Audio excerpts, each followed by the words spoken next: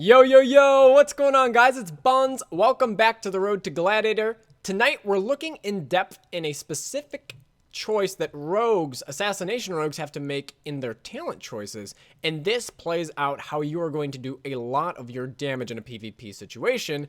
That is your first row of talents, your choice between Master Poisoner, Elaborate Planning, and Hemorrhage. Master Poisoner increases the damage you do by your poisons by 30% and off-poison duration by 20%.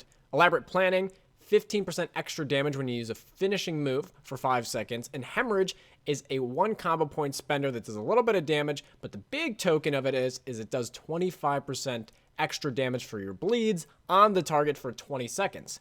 And a lot of the time in 7.0, I was going into arenas kind of blindfolding which choices I should make. Now, obviously, when you were playing against a Ret Paladin or Holy Paladin in some situations, if they are playing with Pure of Heart, you would know that, okay, you cannot go as Master Poisoner. And for those of you guys that don't know, Ret Paladins and Holy Paladins have a talent they can spec into called Master Poisoner, Pure of Heart. And that counters Master Poisoner because Pure of Heart, when they are healed, every single direct heal that the Ret Paladin receives or the Holy Paladin receives dispels every one of poisons and diseases within 10 or 15 yards, which completely chunked rogue damage if you were playing that. Made it very inefficient, so it was a bad talent to go. So a lot of times when I was in 7.0, I'd be like, okay, I'll kind of blind pick between Elaborate Planning and Hemorrhage, and I just kind of had a feel for it, but I didn't really know the numbers behind it. Well, coming in 7.1, where rogues definitely took a hit damage-wise, I decided today that I would actually sit down, look at it, break down the numbers, because I want to try to be as damage efficient as possible for the situations that I'm in, and I want to know which talent was the best. And I was very surprised by the results. So I did a few different kinds of testing. The first test that I would do is I would sit down and have multiple targets dotted up. I'd have 2 targets, do as much damage as I could, max damage, max efficiency, and I did the same rotation for both of them. Pretty close to same rotation. I used the same cooldowns. The only cooldown I was using really during the double targeting was Exsanguinate to have my bleed speed up a little bit faster on one target, and I made that consistent across the entire experiment. That was really the only cooldown that I used during that. So I would hit between the 2 targets, figure out what the damage looked like, and surprisingly to me, between the 3 talents, the one that I thought was going to get the most benefit out of was Hemorrhage. And I thought that going into it, I'm like, okay, well, my bleeds are going to do 25% more damage. I feel like my bleeds are doing a significant amount of damage. And most of the time when I was looking at the recounts coming back, your bleeds are somewhere between 1 and 3. In between wherever Mutilate is. And it's a little bit different depending on how you're spacing out your damage and double targeting. Usually your bleeds are higher than it is if it is single target. But to my surprise, the reason why Hemorrhage really was not that good is because it was global inefficient. Now what I mean by that is when you're using Hemorrhage is actually a spell. It does very little damage, but it does give your bleeds 25% more damage on the target for 20 seconds when you have it up. So then you have to sit down and think, okay, well, what are my bleeds? Like, how much am I actually getting for using this as a global? Because it's not really, you're not doing very big damage with the initial damage of Hemorrhage. It's the overtime effect. So your bleeds are as Garrote, Rupture, and Kidney with the talent to give you internal bleeding, which I do think is worth in almost every scenario, unless you're playing Mage Rogue. Frost Mage specifically, and you want really hard burst into a Kidney, can consider taking Prey on the Weak. Internal bleeding is really energy efficient because it counts as a bleed and it helps you get energy regen back. So, you do have 3 bleeds available for one target and you can have 2 on the other, but to my surprise, Hemorrhage was really not that good in the ideal situation where you were dotting up 2 targets. Even in a very PvE-oriented setting where I'm just bouncing between target dummies, it felt very clunky and very heavily mechanical. Not a great spec, and I was very surprised by this. The numbers were okay, to say the best. They were okay numbers, and for how much damage inefficiency it was and how awkward it was to use the spec, it's really not going to bode well in PvP situations. The only situation that you may find yourself actually able to perform this rotation would be against double melee. And still in that case scenario, it's not going to be the best talent.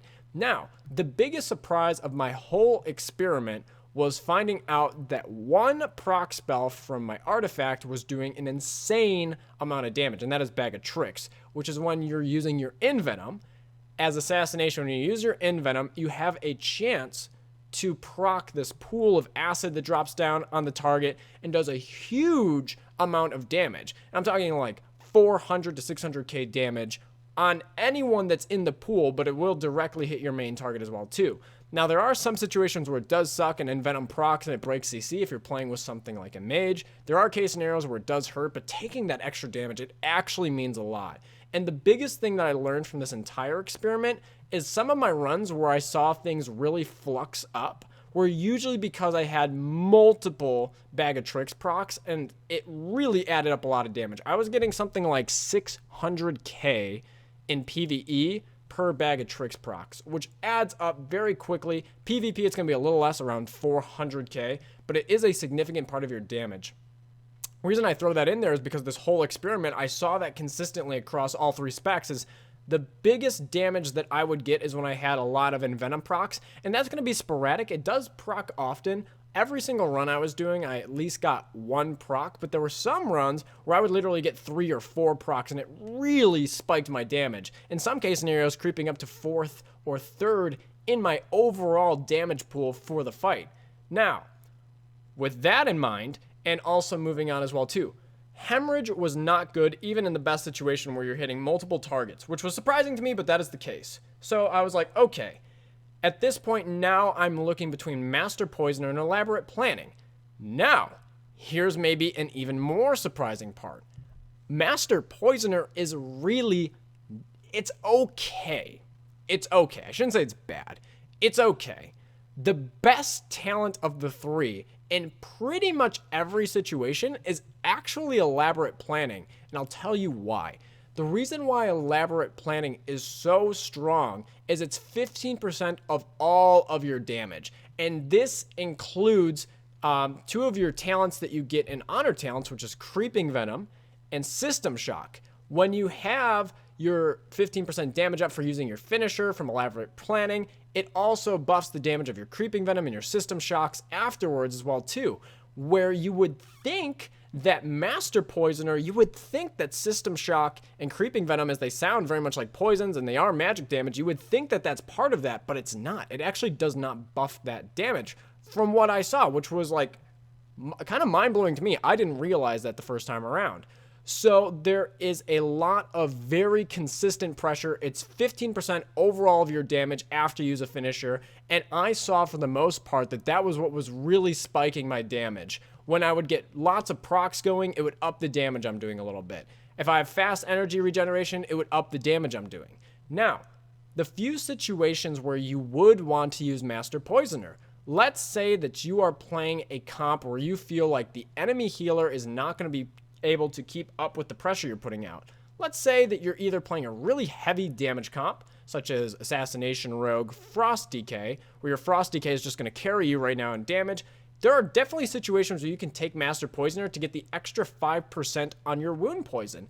That is very valid. You can use it in some situations. And the second time where I would say that you can use it in another comp setting as well too is where you are playing as Rogue Mage. Some situations you can do it as Rogue Mage. It's a judgment call. If you feel like you're going to have enough pressure in CC, it's going to be hard for the healer to catch up. Then you can decide to use that. But honestly, I'm going to encourage you, if you're using Rogue Mage or in any other situation, to actually use Elaborate Planning.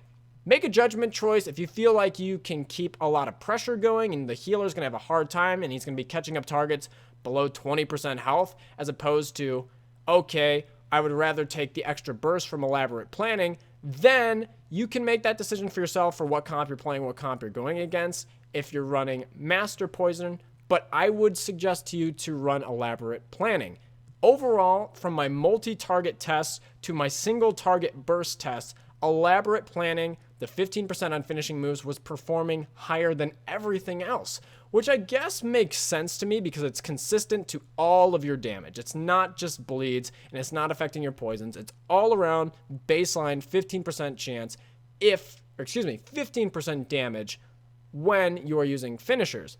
Now, the only other exception to Master Poisoner, where Master Poisoner can be very good, is if you are playing against a team where you feel like you are not going to have a lot of uptime and you feel that you would benefit more from your poisons if you're throwing a lot or you're in a situation where you're poking around or you're running around corners a lot.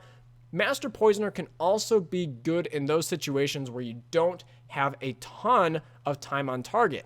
And yes, you absolutely do want to take Master Poisoner over Hemorrhage in those situations, because in the only, you may be thinking the one situation where you may not want to is if you're playing against a Rep Paladin. But at that point, if you're playing against a Rep Paladin, you do, because your time on target is going to be so high because you're probably playing against double melee. And you should be running Elaborate Planning, which is by far the best talent. I guess if for some reason you are playing against something like Mage Ret or Hunter Ret, you could consider running Master Poisoner, but I would not run Hemorrhage. Hemorrhage is not efficient, bad choice. There's just too many globals that you have to use that are inefficient to keep up in a PvP setting. Simple as that. Guys, I wanted to get this video out there to help you guys out. It really helped clear my mind for what I'm going to be using talent choice wise, and I was really surprised to honestly see at the end of the day that Elaborate Planning was really pretty much outperforming Master Poisoner, even in a lot of situations, and Hemorrhage, which I thought was going to be a contender, is pretty much washed in PvP situations, even really in PvE. As you can see, when I was doing my damage here, it wasn't even doing that great in a PvE setting. Elaborate Planning is the way to go in most situations, unless you're in a spot where you absolutely feel like you could benefit from having the extra 5% on your wound poison, or you're having trouble getting time on target against a double caster cleave, and you could use the extra pressure from your wound poison and your poison damage. Dudes, I am out. Thank you guys so much for watching the video. I will catch you on the next one. Peace. Later, guys. Yo, yo, yo, what's going on, guys? It's Buns. Welcome back to the Road to Gladiator. Tonight, let's talk WoW PvP, the Wheel of Warcraft. The Wheel of Warcraft is Legion PvP itself.